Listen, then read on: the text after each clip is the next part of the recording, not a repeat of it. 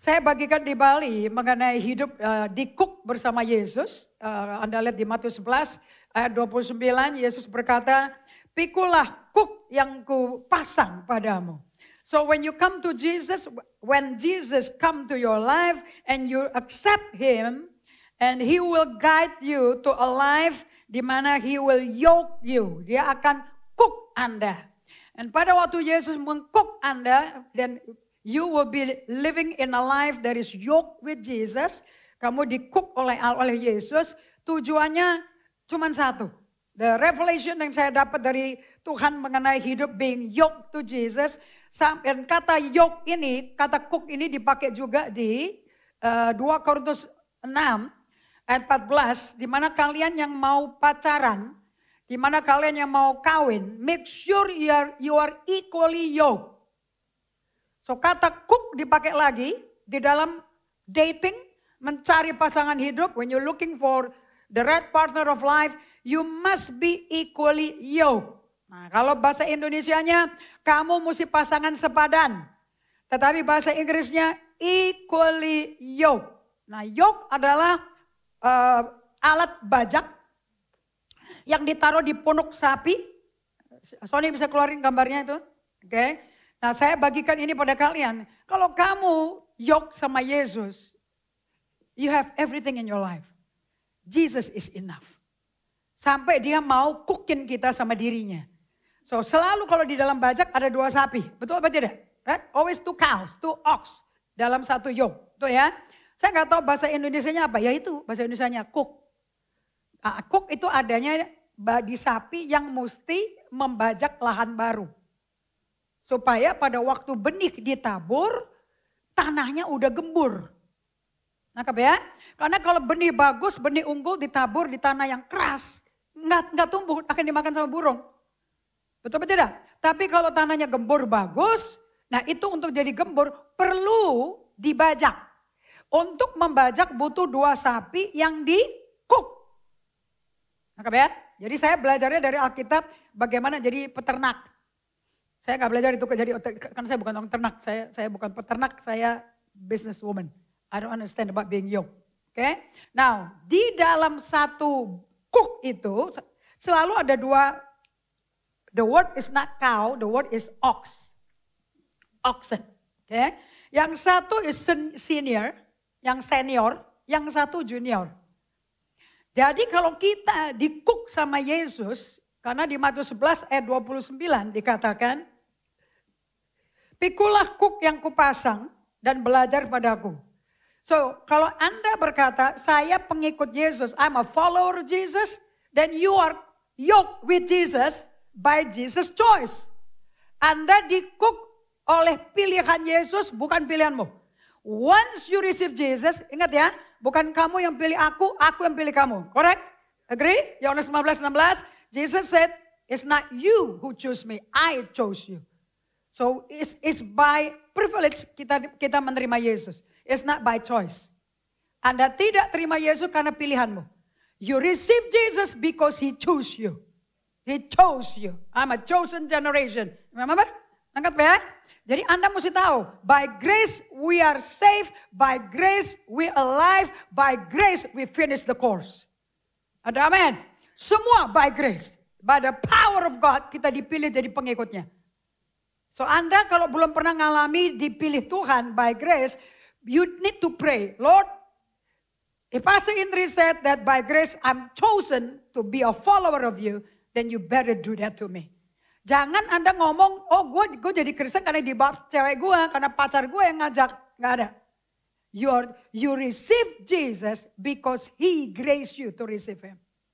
Dia memberikan kasih karunia untuk kamu mampu menerima Dia. Makanya semua orang yang terima Yesus akan berkata, wow tiba-tiba gue gak tahu apa yang gue alami. Aduh tiba-tiba aku nangis, tiba-tiba aku hidup. Siapa yang pernah ngalami gitu? Pertama kali terima Yesus, right? Right. Itu by choice that Jesus chose you. Itu pilihan Allah, Tuhan pilih kamu. So it's not pilih agama, but we are chosen children of God. Kita menjadi anak-anak pilihan Allah. Amen. I'm really proud of that. Kita bangga ya. Nah, pada waktu Yesus pilih kita jadi anaknya, He yoked us. Dia cook kita. It's from His side. Itu dari sisi Tuhan. Kenapa kok dia mesti yoke kita? Karena kita akan liar kembali ke dunia. Kita belum pernah tahu kerajaan surga kayak apa. Even though little baby Samuel, Jesus welcome little children. Yesus menyambut anak-anak kecil. Karena anak-anak inilah pemilik kerajaan surga. Tapi dia belum ngerti. Memiliki kerajaan surga itu belum ngerti. Same thing waktu kita lahir baru. Apakah Anda ngerti memiliki kerajaan surga artinya apa? We don't have a clue. Betul apa tidak? So we need to be nurtured. Nah, supaya kamu menjadi pewaris kerajaan surga, pemilik kerajaan surga, dan you need to be yoked. Siapa yang ngekuk kita? Yesus sendiri. So, siapa partner senior kita? Yesus. So, Yesus lihat kita sebagai apa? Sapi? Atau bintang film? Atau orang kaya? Bagaimana Allah lihat kita? We just ox, sapi. Gak glamorous kan? Halo sapi-sapi? Makanya jangan jadi bintang tenar di gereja. Jangan cari posisi yang terkenal, mau diterima. Kalau nggak diterima tersinggung, kepahitan. That's just a proof kamu tidak di-cook sama Yesus. Yesusnya datang untuk nge-cook, kamunya nggak mau. Cara satu-satunya membuat sapi muda yang liar, yang tenaganya banyak. Makanya Paulus ngomong sama Timotius, jangan kamu minder ya, karena kamu masih muda di tempat jemaat yang tua-tua begini. Kamu jangan takut. Okay, but you need to learn from me. Nah, belajar dari Paulus itu bukti dia mau di-cook. Karena Paulus berkata, kamu ikut aku seperti aku ikut Yesus. Berarti sebebas-bebasnya kamu mengikut Kristen, mengikut agama Kristen, kamu mau gak di-cook Yesus? Itu bedanya antara beragama-agama Kristen sama orang yang betul-betul pengikut Kristus.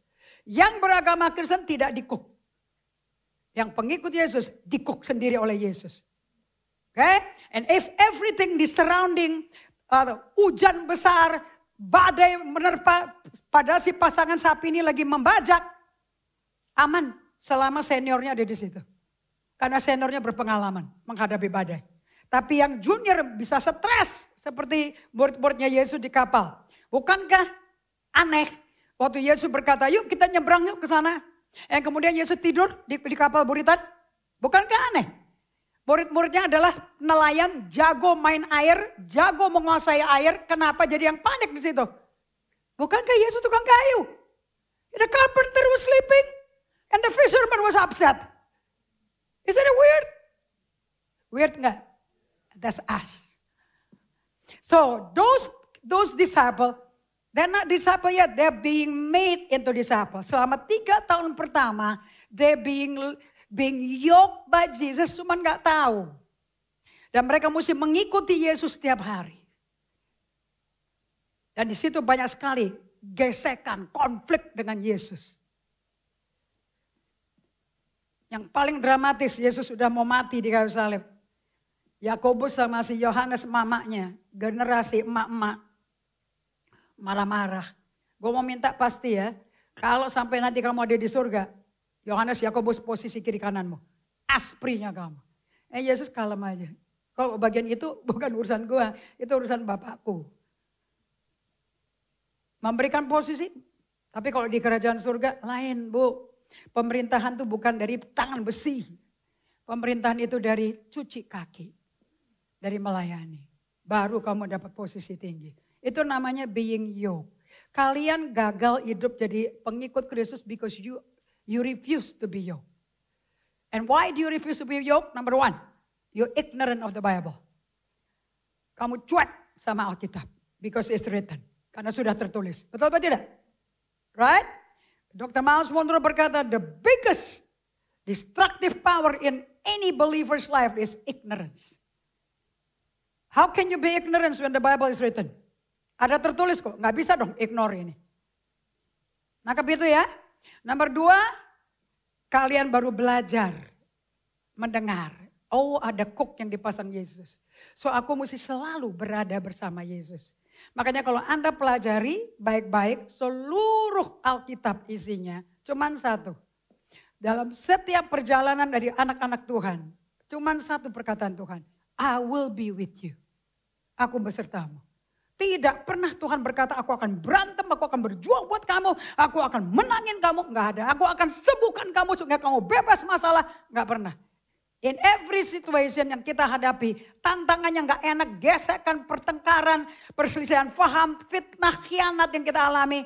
Jawaban Allah cuma satu. There's only one guarantee from God. I shall be with you. Dan semua orang yang disertai Tuhan dan sadar penyertaan Tuhan, mereka menjadi seperti apa yang Tuhan janjikan. Contoh yang paling jelas adalah Yusuf.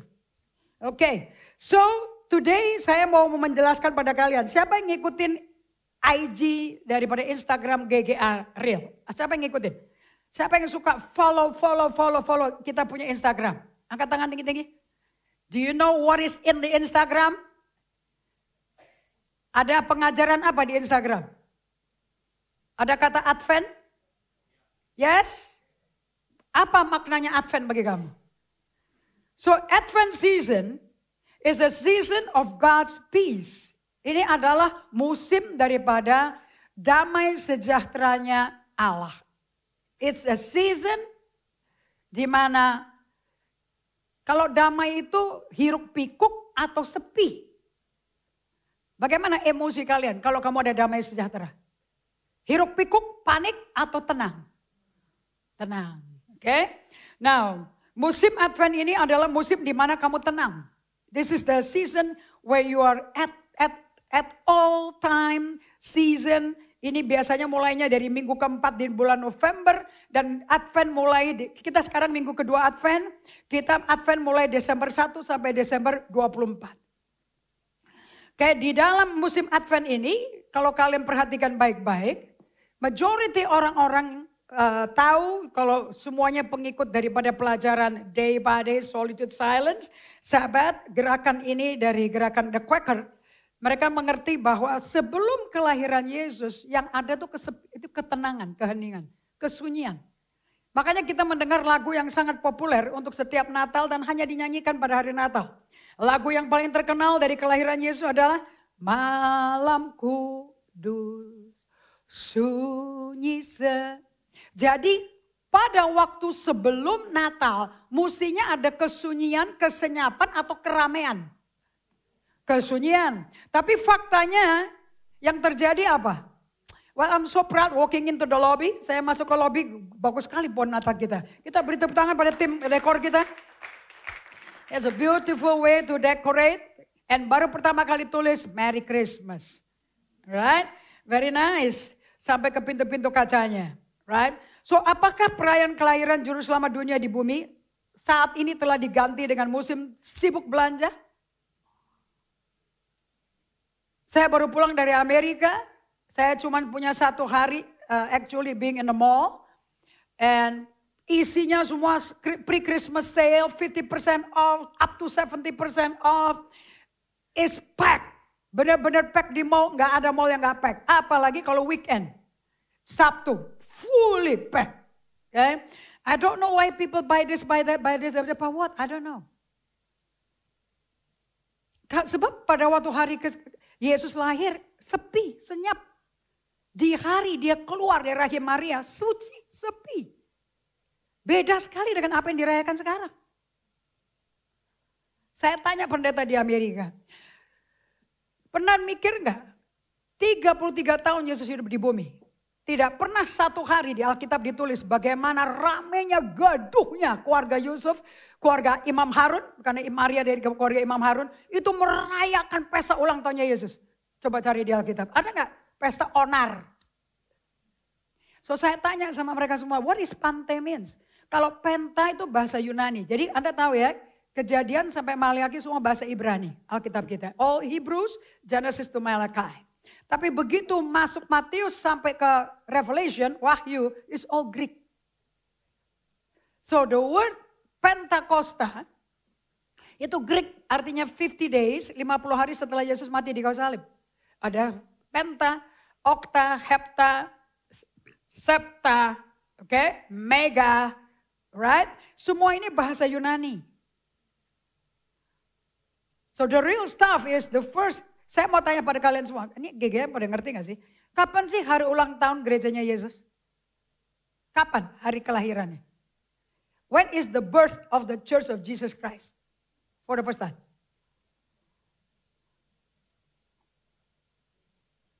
Halo? Pentakosta. Tidak ada pencurahan Roh Kudus, nggak ada gereja lahir. The church was born by Jesus on the day of the Pentecost. Nangkap ya? So kalian kita mesti merayakan hari Pentakosta. Makanya ada 7 perayaan setiap tahun di kalender Ibrani because it's celebrating the birth of Jesus. Of the birth of Jesus, Bethlehem.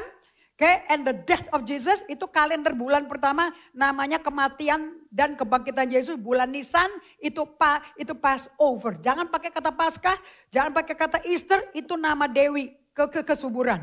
Kalian mesti pakai nama passing over. Di mana Allah dengan kuasa kebangkitannya melewati Laut Merah masuk ke dalam dunia baru, dunia bersama Allah, di mana Allah muncul setiap hari dalam tiang api, tiang awan, right?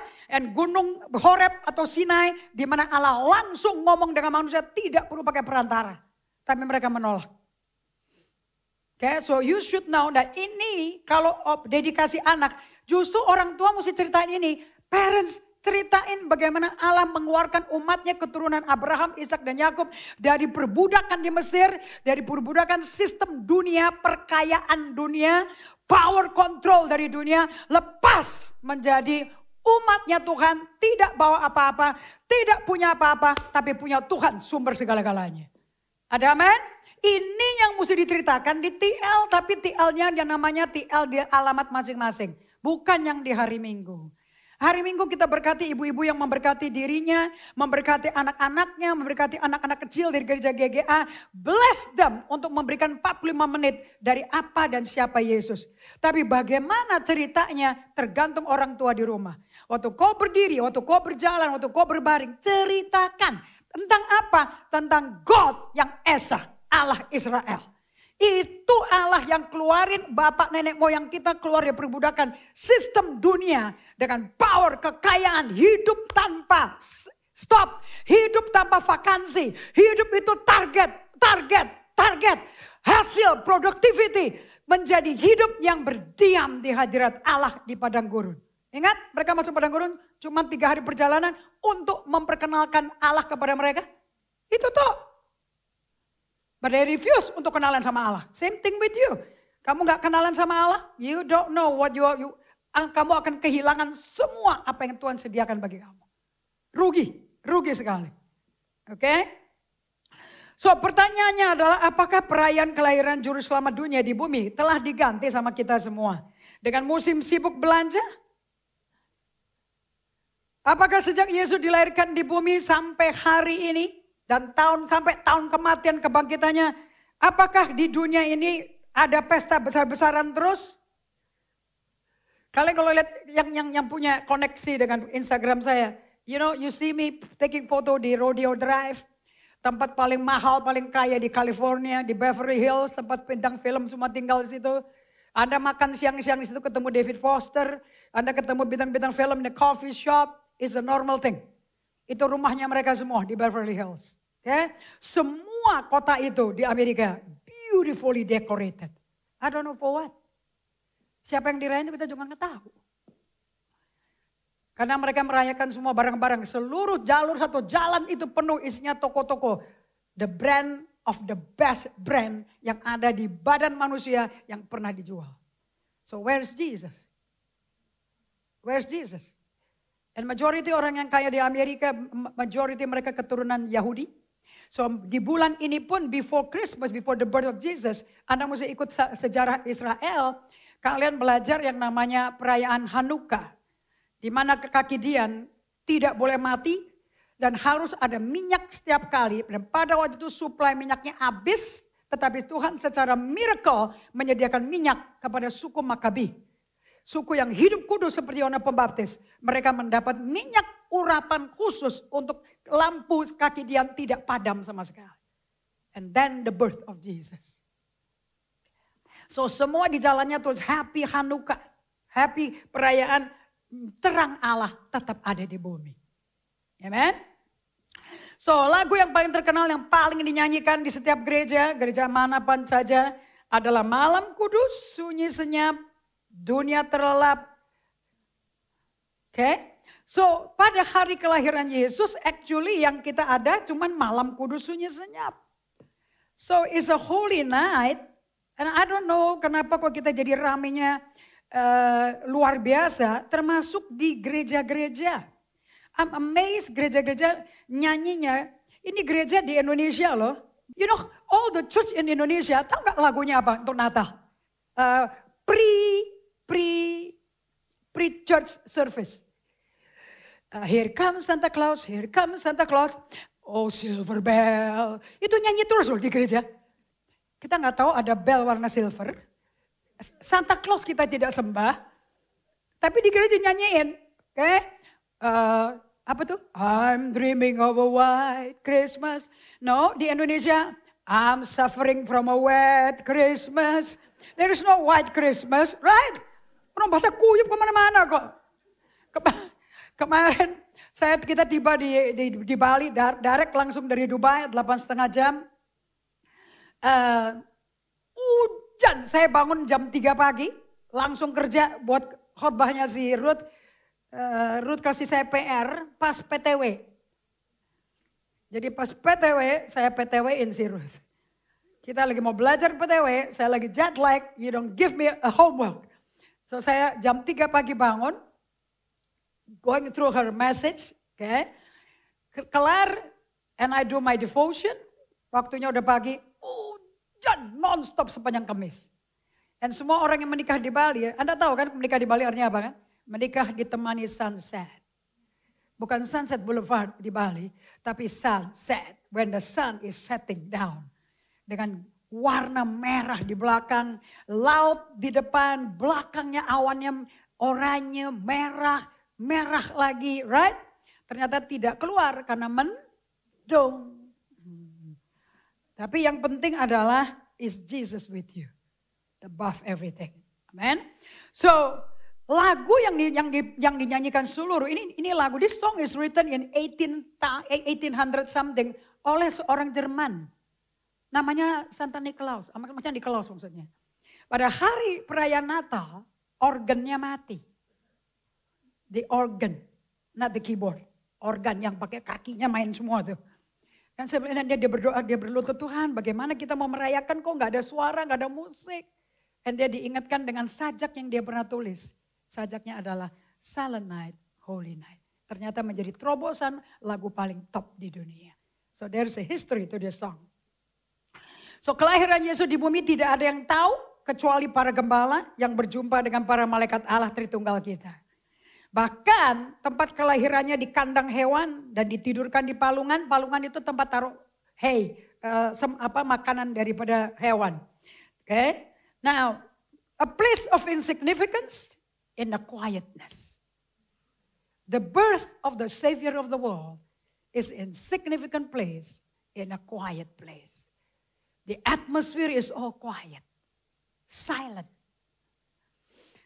Dimulai di minggu keempat bulan November, semua orang sudah menanti. What is Advent? Advent is the coming or the arrival. Kedatangan dan ketibaan daripada Yesus Kristus. So kita saat ini ada di musim Advent.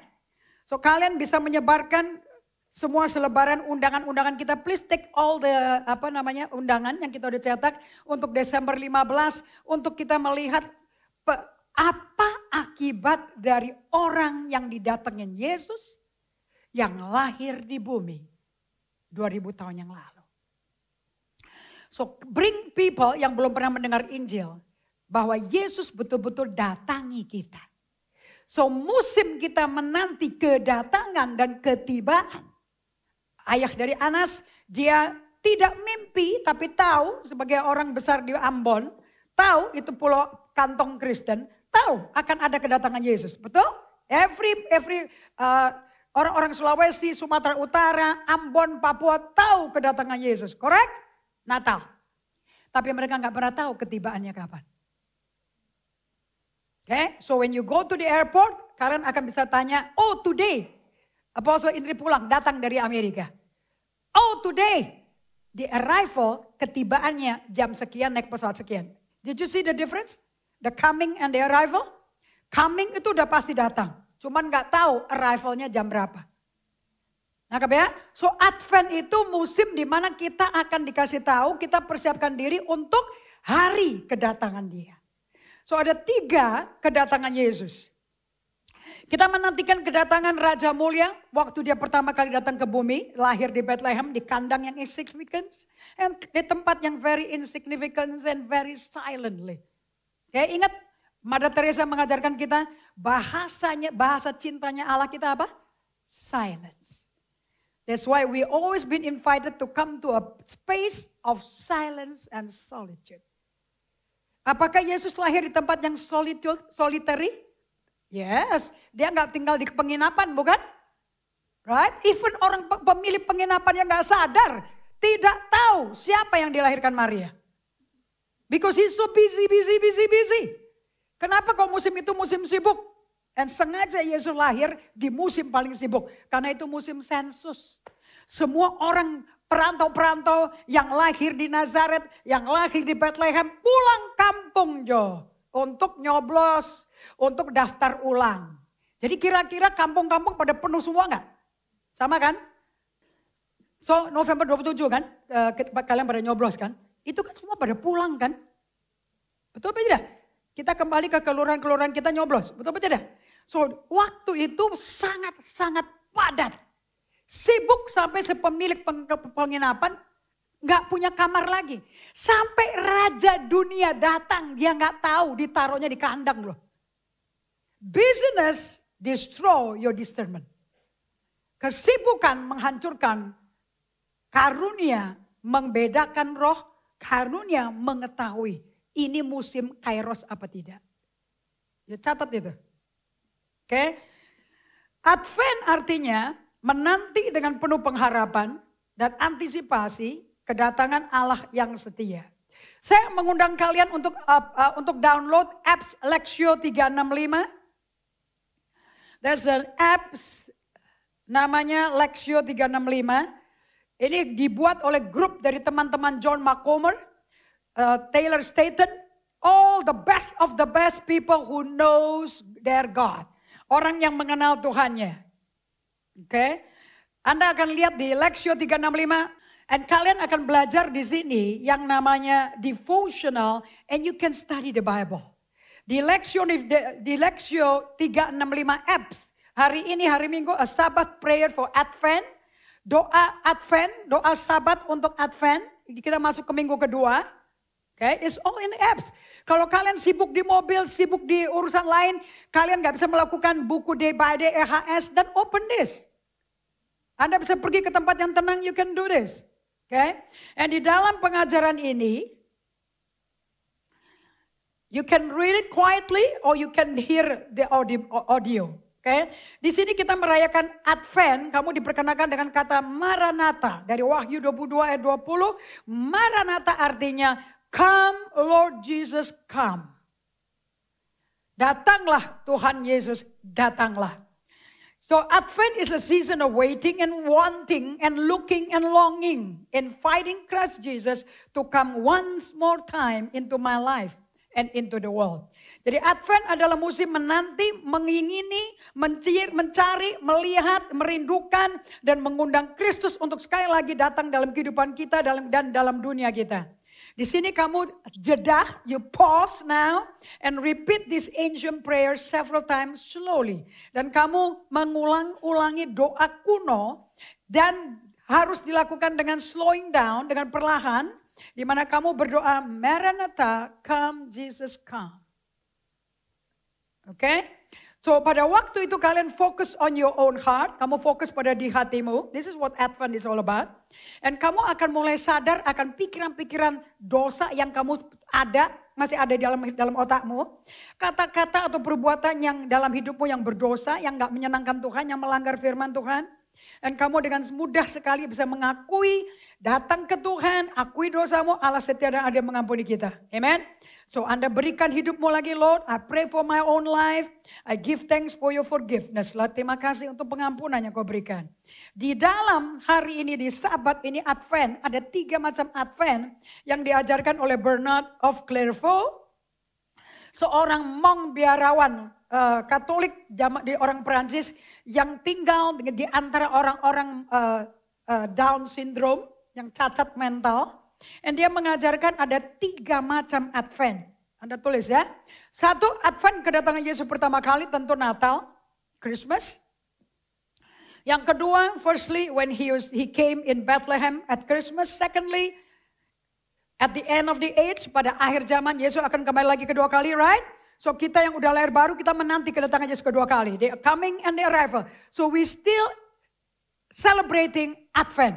Because kita masih menanti kedatangan dia kedua kali. Oke? And melalui buku dan alat devotional, day by day, we are expecting Jesus to come daily. Melalui Roh Kudus.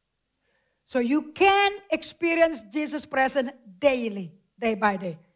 Nah, pada waktu kalian melakukan ini, kalian dalam postur menanti kedatangan Tuhan. You are preparing yourself for the coming of Jesus by doing this. So pada waktu dia tiba-tiba muncul, sangkakala berbunyi, malaikat menyembunyikan sangkakala, langit tergulung seperti kain digulung, and Yesus muncul, you are ready to meet with him. Amen. Siap atau enggak siap propagandanya, Yesus pasti datang. Pernah dengar itu? Yes. So are you siap? Anda mesti tanya dong, kalau siap nggak siap, tanya sama tuh pendeta. Kamu nyiapinnya gimana kita supaya kita siap? Nggak bisa propaganda tapi nggak ngasih persiapannya gimana? And in this GGA kamu disiapin. By coming to Jesus twice a day minimum. And kamu akan ketemu Tuhan twice a day. Isn't it good? Tujuannya cuma satu, supaya kalian sensitif dengan kehadiran Tuhan. Ada amin? Karena selama kamu ada di bumi, I guarantee you gak ada kamu yang gak kena badai. Betul apa tidak? Right? Everybody is expecting stormy life selama bumi masih ada.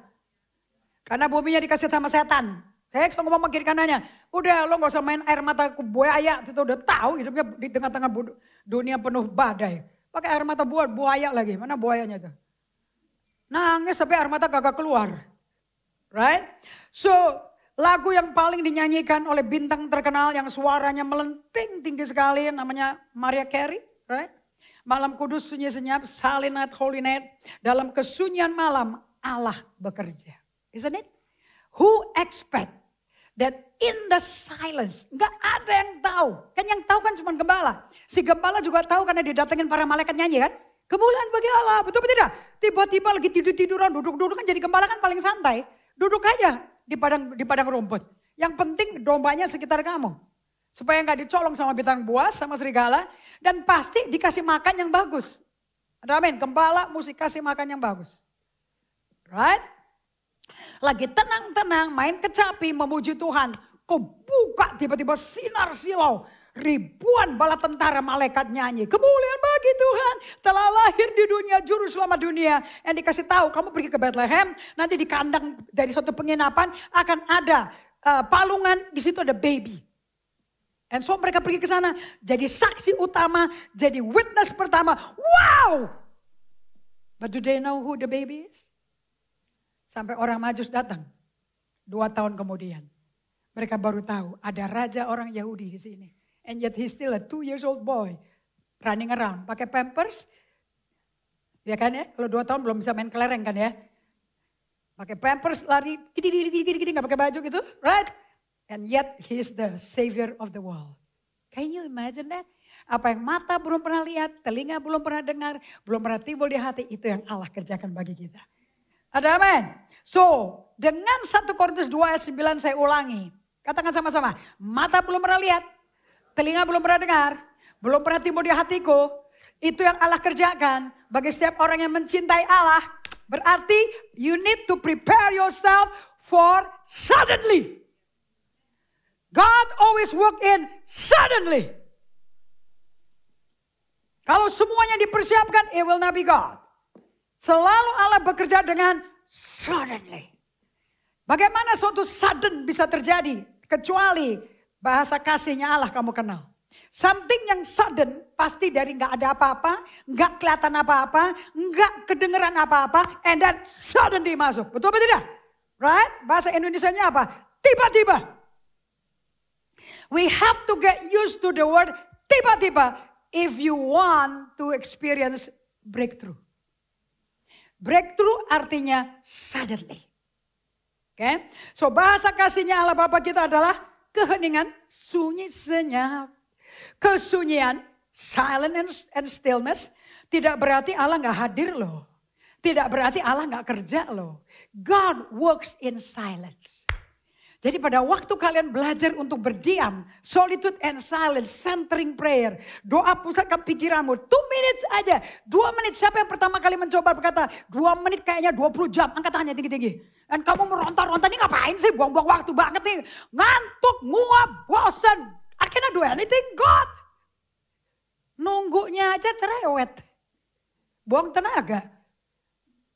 And yet, when you're doing your 2 minute silence, God who is in silence, He is at work.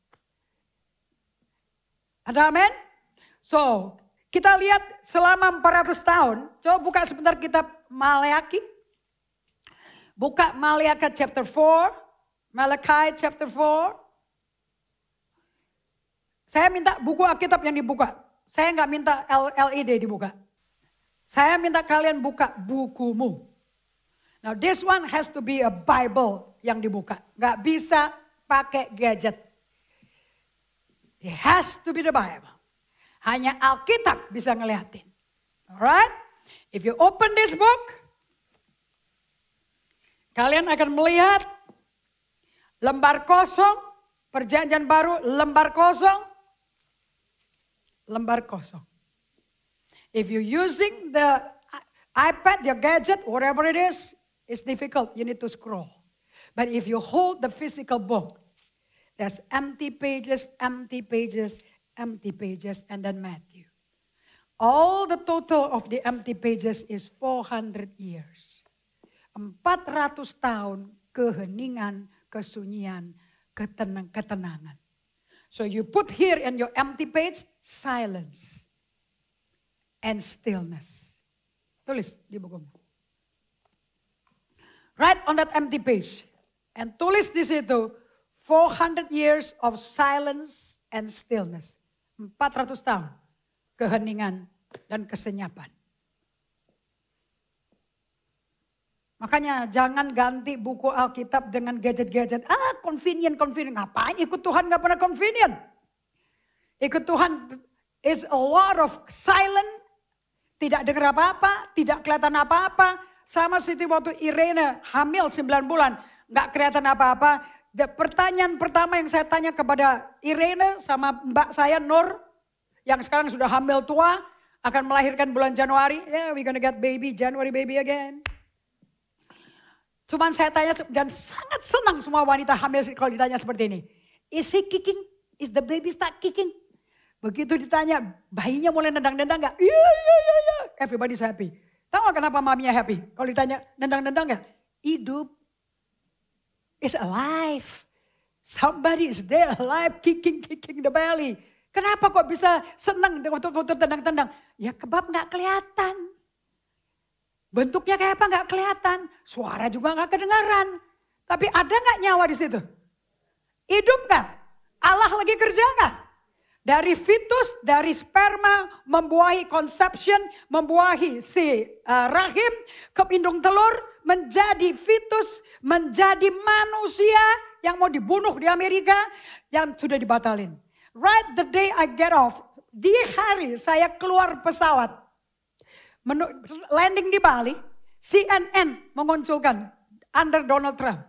Semua upaya untuk melayani anak-anak yang sakit mental karena dioperasi ganti gender akan diserahkan oleh pemerintah dan mulai diberikan cuma-cuma.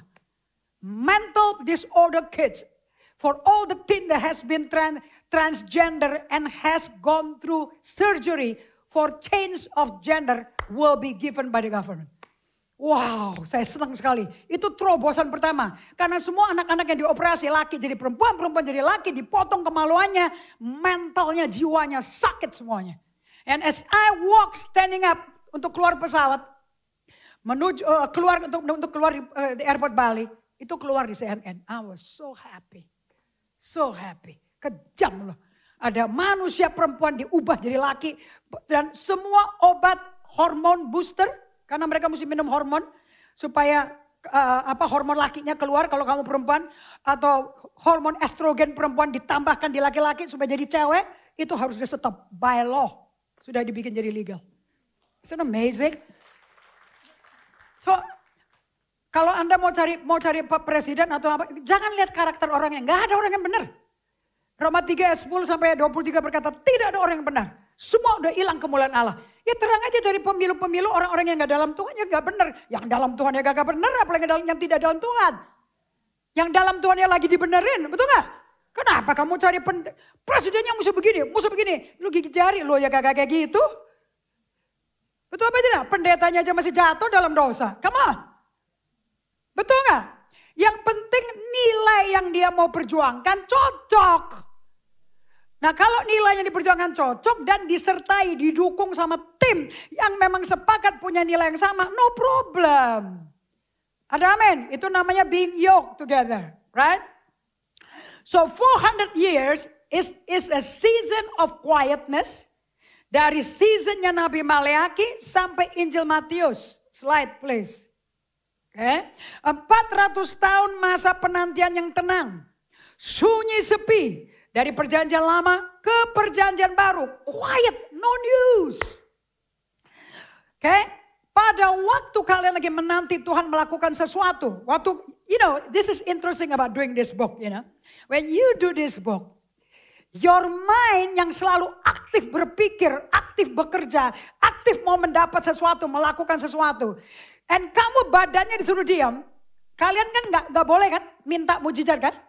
Gak boleh minta apapun kan? You cannot ask anything.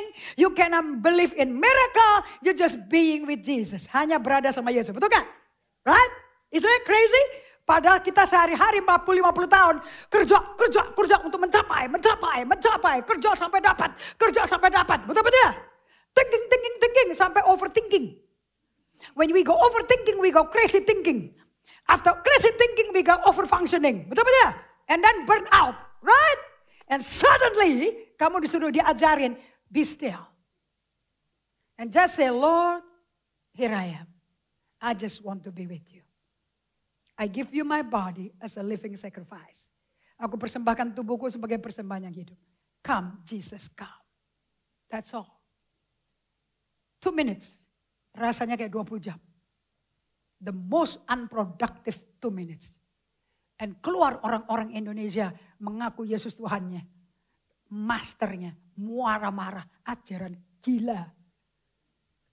But when you doing this, kamu kasih space untuk Tuhan mengerjakan apa yang dari dulu dia pernah janjikan tapi belum sempat digenapi.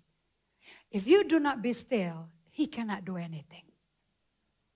Right? Untuk Bapak Sumali dioperasi kemarin, dia mesti dibius. He has to be still. Kalau melek dan ngomong, aku nggak mau gini, aku maunya begini. Bisa nggak dicangkok? There's a season, di Pengkhotbah 3, ayat yang ketiga, there's a season to be quiet and the season to talk. Ada musim untuk diam, ada musim untuk ngomong. Nah sekarang kita mesti masuk ke musim diam supaya God can do work. Apakah di tengah ketenangan semua itu Allah melakukan pekerjaan? Apakah dia mengutus malaikat Gabriel untuk datang kepada perawan Maria? 17 tahun.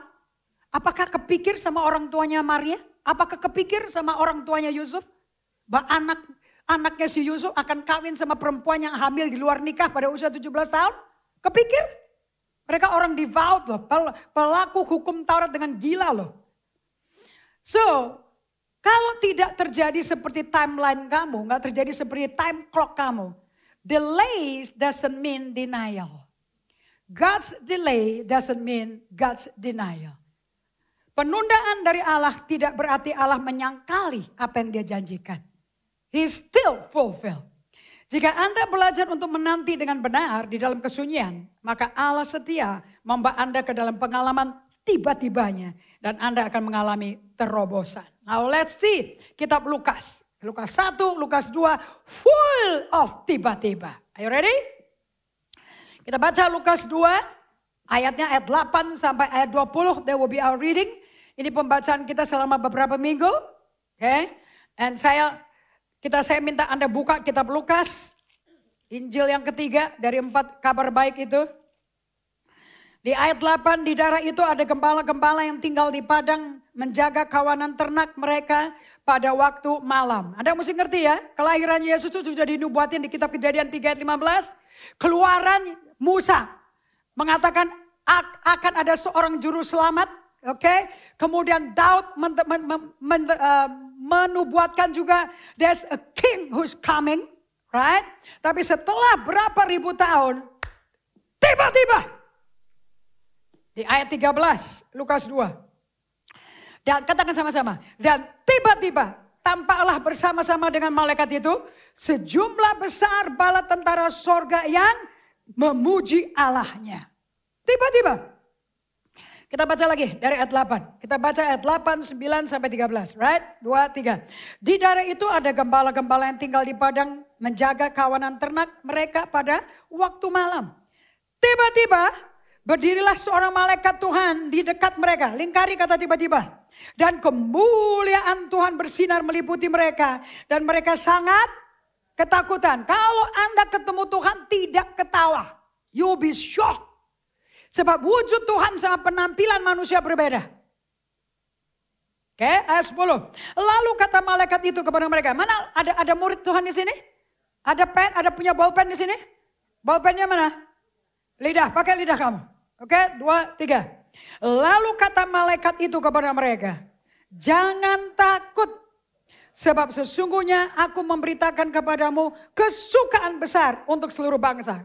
Ngomong sama kiri kanannya. Kamu catat ya, berapa kali Tuhan ngomong jangan takut. Ngomong sama kiri kanannya. Berapa kali Tuhan ngomong jangan takut. There's a one jangan takut for a day. So there is 365 time Allah berkata jangan takut per tahun. Dan saya senang sekali kalau Allah udah ngomong jangan takut. That means something good is gonna happen. Ada amin? Jangan takut, garis bawah itu, merahin itu Alkitabmu. Jangan dimerahin ya, gak kebaca ntar. Sebab sesungguhnya aku memberitakan kepadamu kesukaan besar untuk seluruh bangsa. Bukan bangsa Yahudi aja, datang dari Yahudi ke seluruh bangsa. Hari ini telah lahir bagimu juru selamat, yaitu Kristus Tuhan di kota Daud. Dan inilah tandanya bagimu. Kamu akan menjumpai seorang bayi dibungkus dengan lampin dan terbaring di dalam palungan. Dan tiba-tiba tampaklah bersama-sama dengan malaikat itu sejumlah besar bala tentara surga yang memuji Allah katanya. Kemuliaan bagi Allah di tempat yang maha tinggi. Dan damai sejahtera di bumi di antara manusia yang berkenan kepadanya. Setelah malaikat-malaikat itu meninggalkan mereka dan kembali ke surga. Gembala-gembala itu berkata seorang pada yang lain. Yuk mari kita pergi ke Bethlehem. Untuk melihat apa yang terjadi di sana seperti yang diberitahukan Tuhan kepada kita. Katakan sama ke kiri kanannya. Tuhan tidak pernah melakukan apapun tanpa dia beritakan lebih dahulu. 2, 3. Tuhan gak mungkin melakukan apapun dalam hidupmu tanpa dia ngomong sama kamu lebih dahulu. You understand? Makanya kamu bukan hambanya manusia yang dikte kamu. You are the slave. You are the servant of the Most High God. Because God is about to fulfill what He promised. Amen? Lalu mereka cepat-cepat berangkat dan menjumpai Maria dan Yusuf dan bayi itu yang sedang berbaring dalam palungan. Dan ketika mereka melihatnya, mereka memberitahukan apa yang telah dikatakan kepada mereka tentang anak itu. 2 kali dikatakan ya, twice dikatakan. Mereka datang untuk mendengar berita yang disampaikan. Nomor 2, mereka melihat apa yang disampaikan ke mereka. Is that right? Nah, saya mau tanya pada kalian semuanya. Sebelum sesuatu yang Tuhan janjikan, Tuhan sampaikan terjadi pada hidup kalian. Kamu akan masuk ke masa keheningan. Keheningan tidak berarti Tuhan tidak bekerja. Keheningan berarti Tuhan sedang bekerja. Dan Tuhan bekerja dengan waktunya, bukan waktunya kamu. Israel meronta-ronta, Israel berontak, Israel. Semua kelahiran Yesus sudah dinubuatin oleh Nabi Yesaya, yes or no? Bahkan Maliaki pun menubuatkan, right? Tapi setelah dinubuatin setiap para nabi, dari Kejadian, Keluaran, Daud sama Yesaya, Yeremia, Yeskiel, sampai Maliaki, ada keheningan 400 tahun. That 400 of silence is the 400 years of waiting. Jangan kamu abortus masa menanti itu. Justru di masa menanti Tuhan lagi mempersiapkan yang the best for you. Yang belum pernah kamu lihat sama sekali. So waiting is the most important factor yang akan membuat kalian, sebagai penutup ya. Kita buka Yesaya 40 ayat 31. Waiting is the most important thing in the Christ walk with us. Because it's in that waiting, mujizat akan terjadi. Ada amin? Saya enggak menyesal sama sekali untuk mendapat clearance dari kasus hidup saya yang saya alami dari 2015 sampai 2021. Clear case-nya. That 6 years of waiting, gak tahu, gak kelihatan, gak dengar jawaban, gak ada. Punya pengacara juga gak tahu apa-apa, gak ngerti apa-apa sama sekali. Gak bisa mikir sama sekali. But that waiting saya pakai, Tuhan datang ke saya di toko buku SKS. Dan saya disuruh mengambil buku ini. Dan aku tidak pernah nyesal buku ini datang ke saya. Selama saya menanti. Kepala saya mau pecah rasanya. Orang ngomong ini, orang ngomong ini. But I was waiting at the feet of Jesus seperti Maria. And belajar buku ini. And praktek apa yang dipraktekkan sama orang yang diubah Tuhan. Melalui buku yang dia bikin sebagai alat, sebagai handle. And I was never regret that I can be transformed during that 7 years. And saya melayani di LA. Semua pengurusnya, panitianya menangis. Mereka datang ke hotel saya, minta counseling. They said, I never heard this teaching.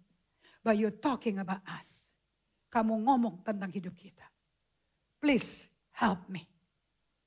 So kalau engkau bisa datang di waktunya Tuhan.